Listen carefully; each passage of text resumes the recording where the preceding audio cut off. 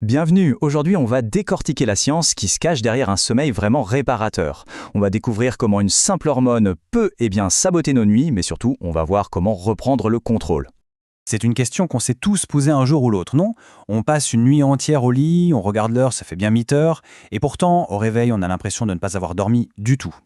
Le problème, bien souvent, ce n'est pas la durée, mais bel et bien la qualité de notre sommeil.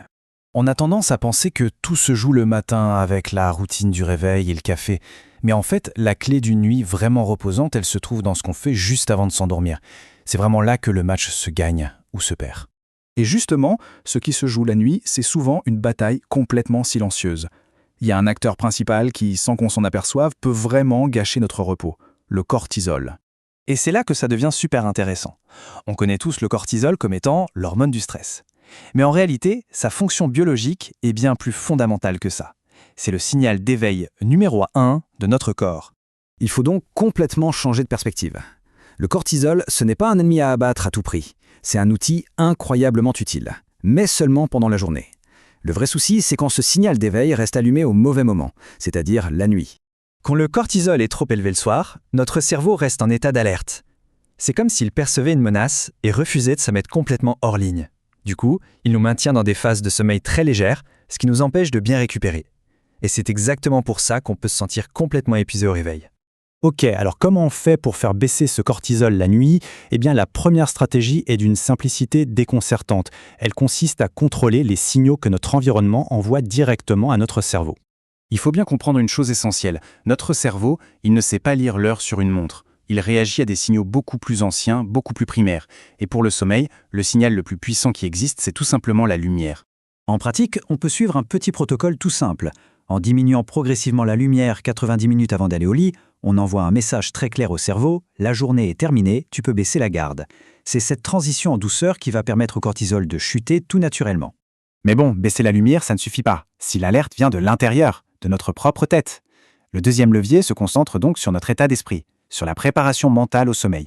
Un esprit agité qui mouline, c'est un signal d'alerte extrêmement puissant pour le corps.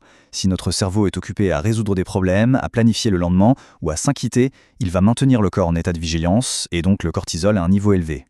Pour calmer un esprit qui part dans tous les sens, il y a une technique toute bête. Ça s'appelle la décharge cognitive. L'idée, c'est de littéralement sortir les pensées de notre tête. En les écrivant, on signale à notre cerveau qu'il n'a plus besoin de s'en préoccuper pour l'instant. Et c'est d'une simplicité enfantine. On prend juste 2 minutes avant de se coucher pour vider son esprit sur papier. Ce petit rituel, ça envoie un message au cerveau qui dit en gros « Tout est sous contrôle, rien d'important ne sera oublié, tu peux enfin te détendre ». Bon, une fois que l'environnement est sombre et l'esprit plus apaisé, il reste un dernier signal à envoyer, peut-être le plus direct de tous. Cette dernière habitude utilise notre propre corps pour dire au cerveau qu'il est temps de ralentir. L'objectif ici, c'est de faire basculer notre système nerveux. On veut le faire passer du mode action et alerte à un mode calme et récupération. C'est ce changement qui va directement faire chuter le cortisol. Et l'un des outils les plus rapides et les plus efficaces pour déclencher ce changement, c'est notre propre respiration.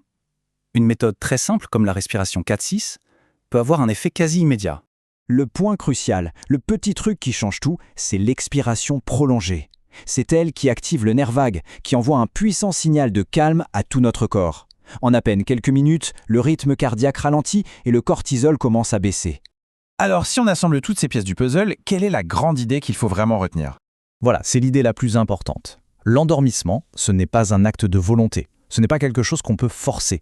C'est un processus biologique qui se déclenche uniquement lorsque notre cerveau se sent suffisamment en sécurité pour baisser la garde. En fait, chacune des 3 habitudes qu'on a vues envoie un signal de sécurité bien précis au cerveau. Quand la lumière baisse, que l'esprit est calme et que le corps ralentit, le message est on ne peut plus clair, tout va bien, il est temps de se reposer. Ça change complètement la perspective, non? L'objectif n'est plus de s'obliger à dormir ou de se battre pour trouver le sommeil. Il s'agit plutôt de créer les conditions parfaites pour que le sommeil arrive tout seul, naturellement. Il faut simplement donner au cerveau les bons signaux pour qu'il s'autorise à déconnecter. La vraie question à se poser est donc, quel signal de sécurité notre cerveau va-t-il recevoir ce soir? Rien qu'en appliquant ne serait-ce qu'une seule de ces habitudes, on peut déjà commencer à lui envoyer le message le plus important de tous, il est maintenant sûr de dormir profondément.